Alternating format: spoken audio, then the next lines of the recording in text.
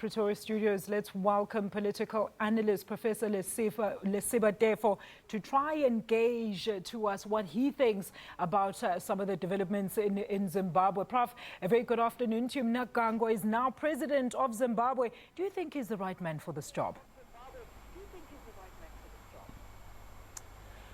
Well, certainly not an ideal man. But given the constitution of Zimbabwe and the circumstances as they are, and the influence of the army, let's say, yes, he's the man and he should be given the opportunity. You know, let me make this point. When Mikhail Gorbachev took over the Soviet Socialist Republic, he was born and bred in the system, but he shook the world by changing the face of the USSR. And now history cannot forget him. And that led to the demise of the Berlin Wall. Somewhere in the southern tip of Africa, there was somebody by the name of Frederick Willem de Klerk, who had the courage of his conviction and broke away with tradition and his party and liberated South Africa. And history, I'm sure, will judge him more kindly than he's doing currently. So Mnangagwa has the opportunity. He was in exile for 2 weeks. I think maybe that has given him an opportunity to reflect, to make an introspection and say, what is the will of the people and the will of the world? Can I seize the moment and be different?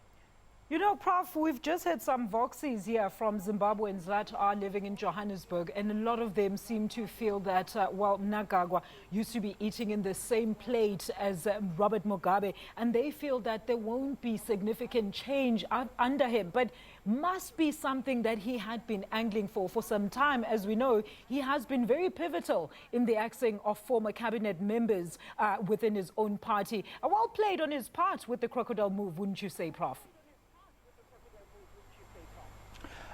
No doubt. Hence I said he's not an ideal person. In the ideal world, certainly it wouldn't have been Mnangagwa. But we are saying it is within him. He could seize the moment and do things differently and build a new era. His hands are dipped in debt in as much as Mugabe's. He was the point man. He was the man to go to.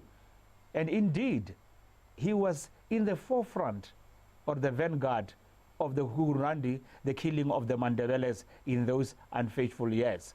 So, yes, but again, it's never too late to do the right thing. It is possible. It could make a difference. And I'm just saying, let him take advantage of the goodwill of the world and the goodwill of his own people. You know, let me make this point. The generals, on their first day when they addressed the nation, they said they would hope that whoever comes in will opt for a government of national unity, will bring back Joyce Mujuru, and will make Morgan Changarai the premier. And if possible, at least work on a healing process for 3 years and level the playing field and thereafter go to the elections.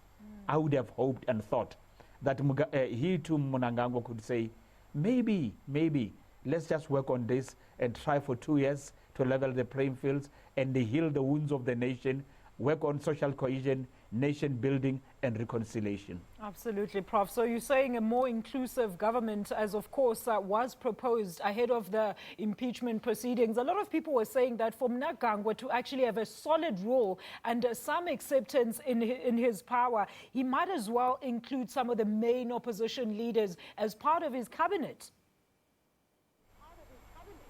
I would hope so. I think that's a wish, I suspect, of the people of Zimbabwe. That's the wish of the people, and I'm one of those. But I've heard the spokesperson of ZANU-PF who reminded us that, by the way, we have not lost the elections.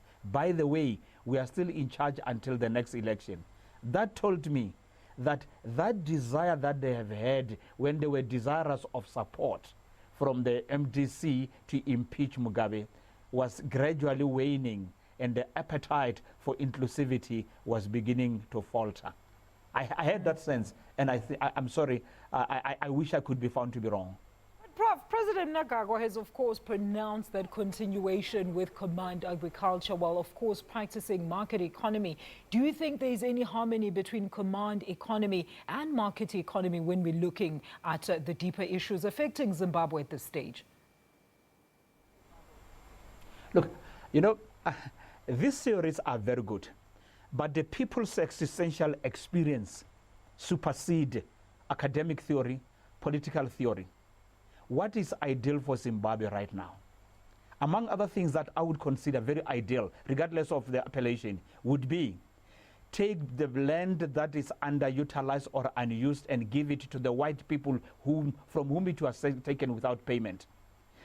Madame Grace has about 14 farms. Live here with one and give those backward. Let me tell you why I'm saying this. The land question is emotive, I know. But when all is said and done, you kick the people out, they go to Zambia and Mozambique, they in turn feed the people of Zimbabwe. Yet they say they've got the land. Which land? Because only the politicians and the political connected have the land. And the people of Zimbabwe are starving. And the people of South Africa are talking about the land. But the people of Zimbabwe, they talk about bread and butter issues. And if that can be derived from the soil, regardless of the color of the person who's stealing that land, I'm sure they will embrace that. Professor, let's talk about his pledge to engage, of course, with the international community, particularly to lift those sanctions, the decade-old sanctions that have been bestowed upon Zimbabwe. What do you think should be his first focus, particularly when it comes to those sanctions? Let me, as a senior student of philosophy, tell you how I understand and read the world. In quotes, the British do look at Zimbabwe as an extension of as one of their provinces. Last week I was in Suriname, and the Dutch, they regard Suriname Republic as one of their provinces. I can assure you right now, if Mnangagwa makes the right noises and the right moves, it can take at least 3 years to suddenly see the economy being revived, being heated, and beginning to yield the type of results you and I desire. All you need is goodwill.